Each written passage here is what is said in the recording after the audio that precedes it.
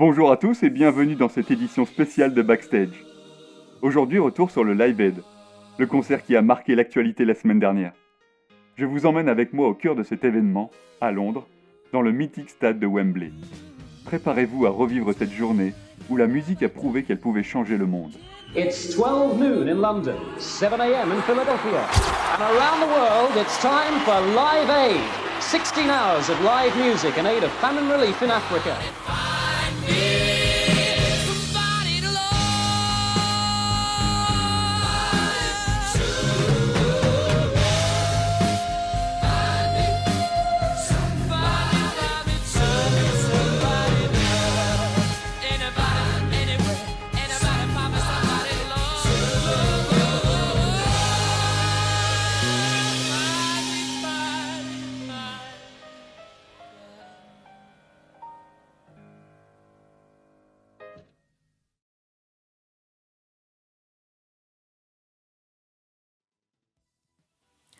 Est-ce que vous connaissez le Live Aid, ce concert humanitaire hors norme des années 80 qui a été créé pour lutter contre la famine en Éthiopie?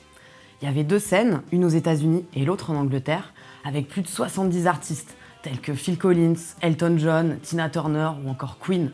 Un concert hors norme retransmis pendant plus de 16 heures dans le monde entier. Et si je vous disais que j'y ai assisté? Enfin presque. Je m'appelle Ambre, j'ai 27 ans, je suis vidéaste et passionnée depuis toujours par la musique. Aujourd'hui, j'aimerais vous raconter une histoire personnelle qui est celle de mon oncle, Dominique. Il était journaliste et directeur artistique d'une grande radio française. À l'époque, pendant plus de 20 ans, il y a organisé des gros concerts afin de rajeunir un petit peu l'image de l'antenne. Grâce à lui, on a notamment eu Elton John, les Pink Floyd ou même Bob Marley qui se sont produits en France. Il animait aussi une émission de radio qui s'appelait Backstage, qui était diffusée tous les samedis soirs, où il partageait des interviews et des enregistrements des artistes. Et en juillet 85, il a reçu un coup de fil d'un proche de Bob Geldof, donc l'organisateur du Live Aid. Il lui a proposé de venir faire un reportage sur place. Il y est donc allé, accompagné de Monique Lemarcy, la directrice de la programmation de la radio, mais également des artistes comme France Gall, Daniel Balavoine, Michel Berger ou encore Jean-Jacques Goldman. Ces derniers étaient très investis dans la cause et ils cherchaient à s'engager pour reproduire un petit peu la même chose en France.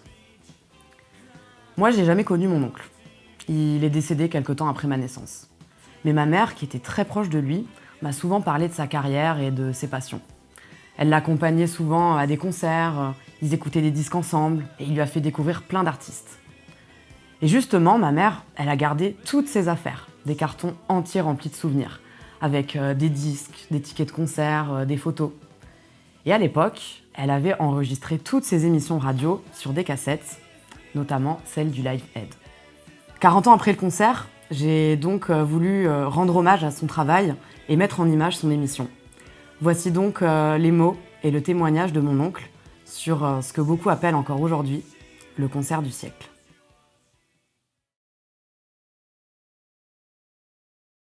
Tout a commencé il y a près d'un an, avec un reportage diffusé par la BBC. On y voyait des images bouleversantes, des familles entières, des enfants dévastés par la famine en Éthiopie. Ce choc a profondément marqué l'opinion publique, et en particulier Bob Geldof, le chanteur des Boomtown Rats qui décide d'agir. Il rassemble une quarantaine d'artistes, parmi eux Sting, Bono, Phil Collins, pour former le super groupe Band Aid et enregistrer Do They Know It's Christmas.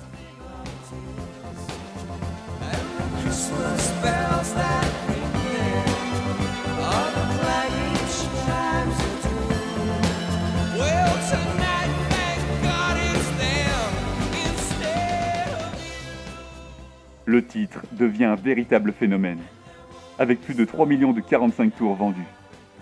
L'élan gagne rapidement les États-Unis, où Michael Jackson lance We Are the World avec USA for Africa en début d'année. En France, c'est Renaud et Chanteurs sans frontières qui signent alors le titre Éthiopie, sorti en mars dernier. Mais, malgré les millions récoltés, la famine persiste. Bob Geldof imagine alors un projet d'une ampleur encore jamais vue.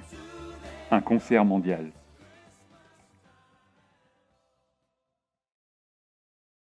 Le rendez-vous est donné en fin de matinée à l'héliport de Battersea, en plein cœur de Londres.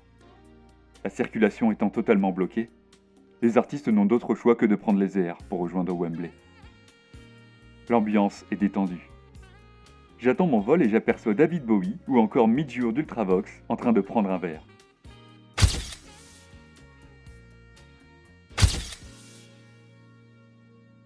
Je prends place à bord d'un hélicoptère aux côtés de Spandau Ballet. Wembley apparaît comme une immense fourmilière. On atterrit à quelques kilomètres de là. Juste après nous, Bob Geldof et son groupe, les Boomtown Rats, arrivent.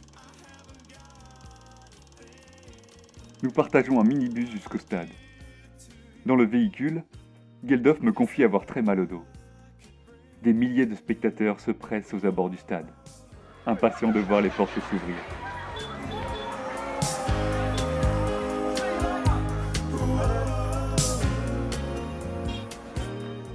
Le concert doit débuter à midi.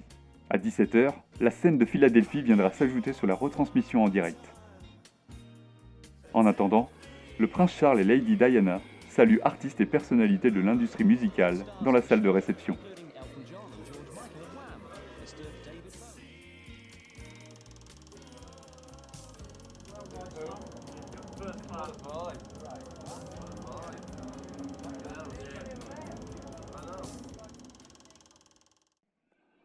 Comme prévu, à midi, un journaliste de la BBC donne le coup d'envoi du Live Aid, retransmis en direct dans le monde entier. It's 12 noon in London, 7 a.m. in Philadelphia, and around the world it's time for Live Aid, 16 hours of live music in aid of famine relief in Africa. Wembley welcomes their Royal Highnesses, the Prince and Princess of Wales. And now, to start the 16 hours of Live Aid, would you welcome Status Quo?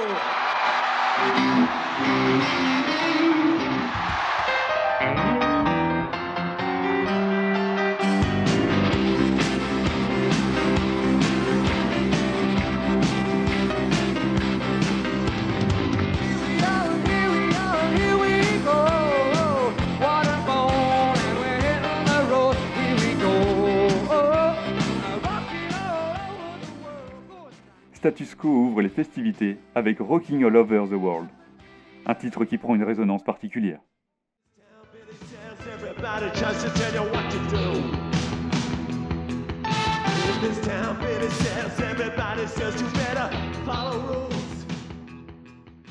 Bob Geldof monte ensuite sur scène avec les Boomtown Rats.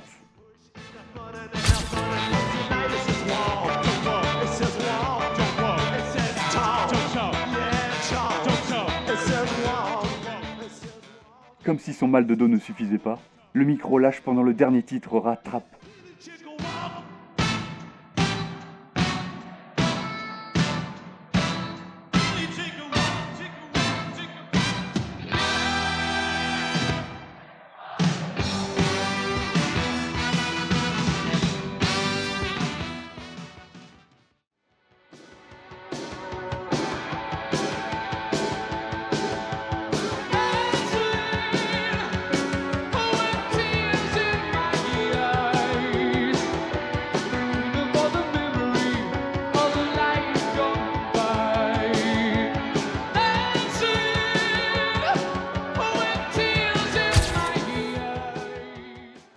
En coulisses, tout est minuté.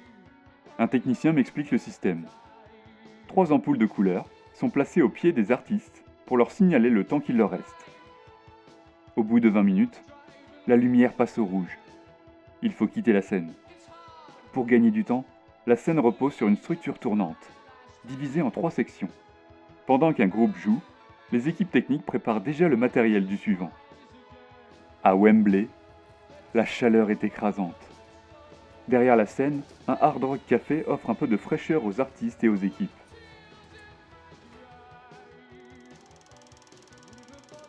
Les loges, elles, restent très simples, du fait de la dimension caritative. Quelques mobil-homes, des chaises en plastique, quelques parasols et des plantes vertes. Selon plusieurs sources, c'est Elton John lui-même qui aurait aménagé tout ça. Un petit studio télé, installé dans la coursive du stade, capte à chaud les réactions des artistes. En haut des tribunes se trouve le QG des journalistes de la BBC. C'est de là qu'on commente l'événement, qu'on donne la parole aux acteurs du concert et surtout, qu'on relance les appels aux dons. You ready? Roxanne, you don't have to put on the red light. Those days are over. You don't have to sell your body to the night. Il est 15h lorsque Sting entre en scène et entame Roxanne, titre culte de Police. Une prestation épurée, voix, guitare et saxophone avec Branford Marsalis.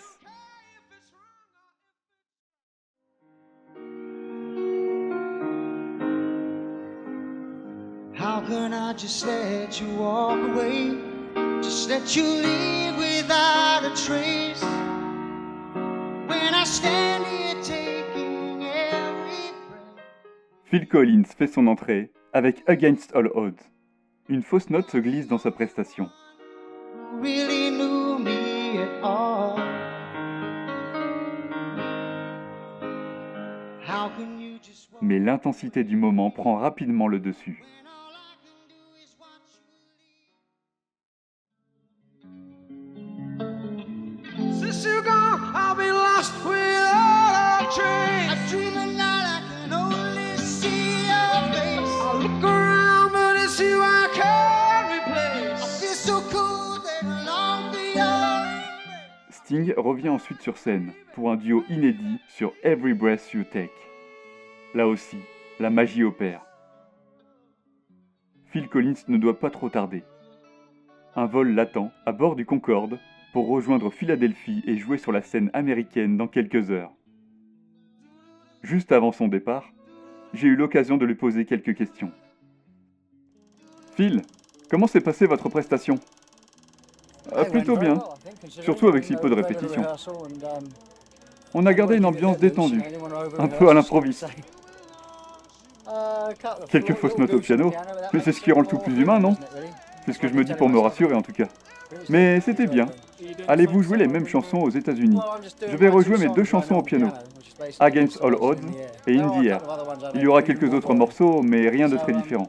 Je vais aussi jouer avec Eric Clapton à la batterie, et je pense rejoindre Jimmy Page et Robert Plant. Merci beaucoup Phil, et bon voyage en Concorde. Vers 17h, juste après Paul Young, Bob Geldof revient pour lancer la retransmission américaine. Wembley, will you please welcome America to Live Aid Day? Wembley explose, en voyant l'acteur Jack Nicholson jouer les présentateurs sur les deux écrans géants.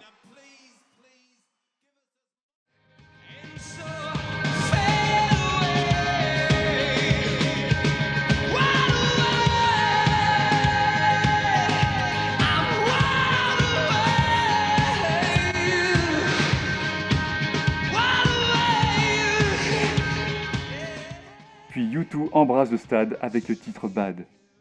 Bono est même descendu dans la fosse pour enlacer une spectatrice. Quelle prestation!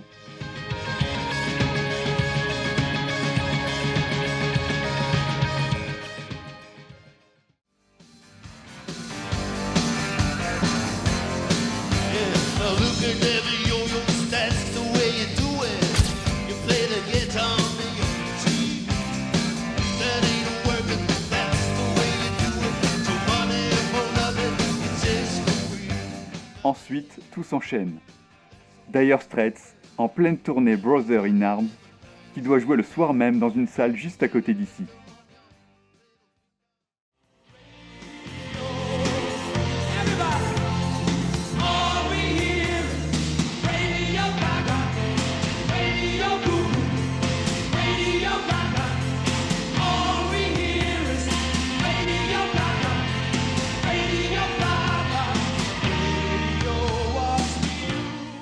Puis Queen. Freddie Mercury est en communion totale avec les quelques 70 000 spectateurs.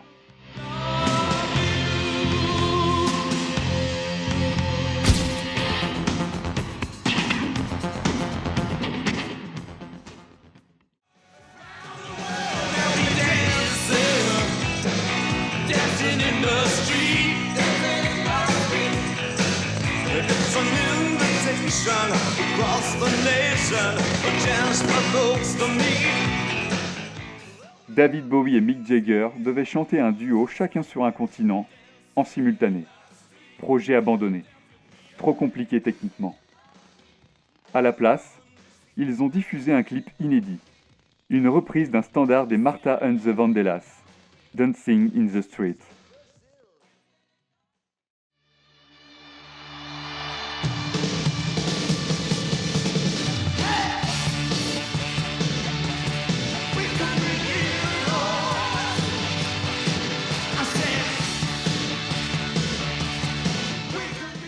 David Bowie enchaîne ensuite avec un set puissant, avec le titre Heroes, qui prend là aussi une signification particulière.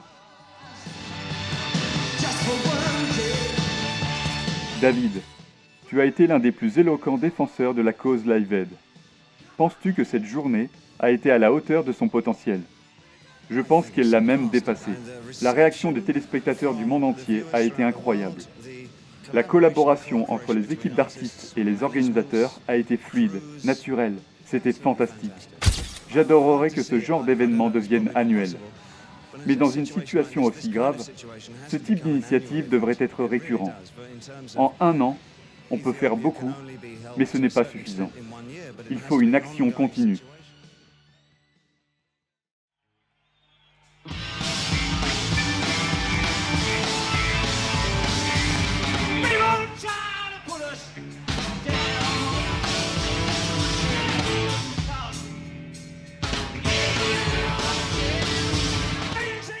Les Who attaquent en début de soirée avec My Generation. Le groupe séparé depuis 2 ans s'est reformé le temps du concert. Manque de chance pour les téléspectateurs.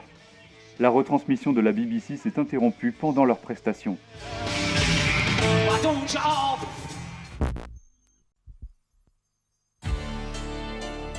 Live Aid from London, around the world. Live Aid from London, with BBC TV and Radio 1. By the line, everyone, don't let the sun go down on me. Don't let the sun. Although I search myself, it's always someone else I see. La pluie s'est ensuite invitée pendant le duo magique d'Elton John et George Michael, donnant une atmosphère particulière.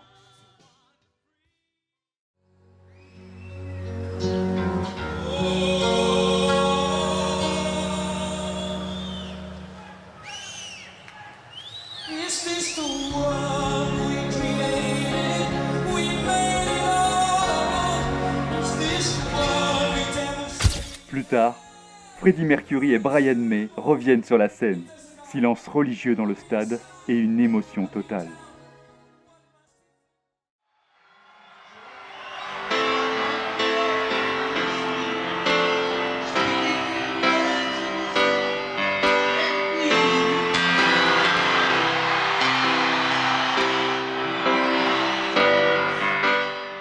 Le stade est dans l'obscurité lorsque les premières notes de Let It Be des Beatles résonnent.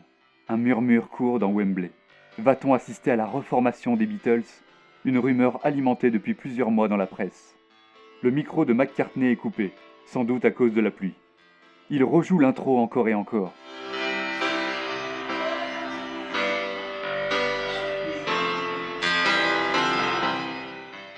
Le public chante avant de voir apparaître Bob Geldof, David Bowie, Pete Townshend et Alison Moyet.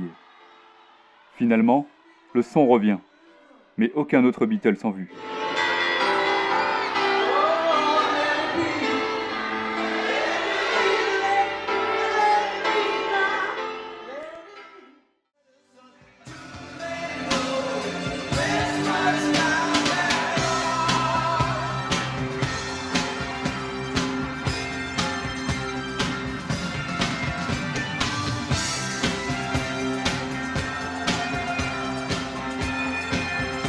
Sing it to the world!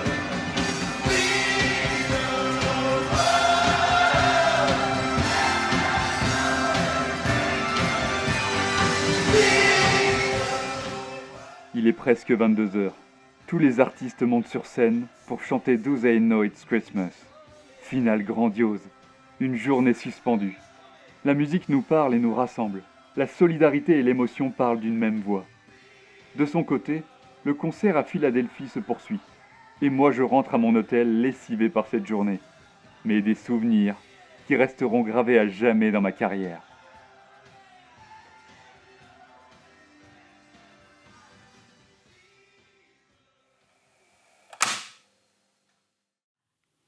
Cette cassette, c'était son regard, sa voix, son émotion.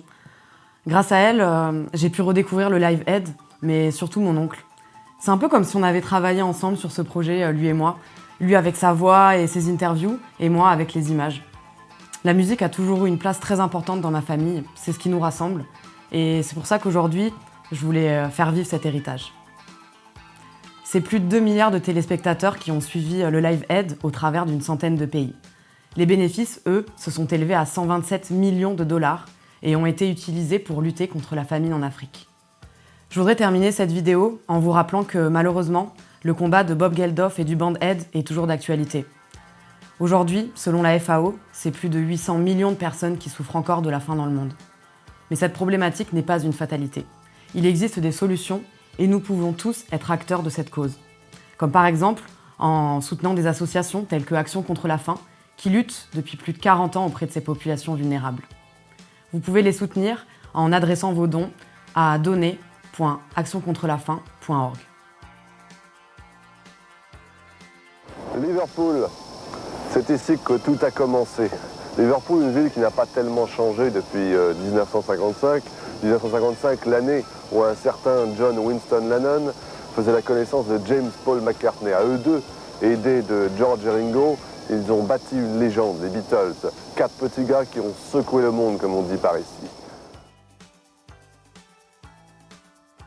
À la mémoire de Dominique Farran et à tous ceux qui utilisent la musique pour changer le monde.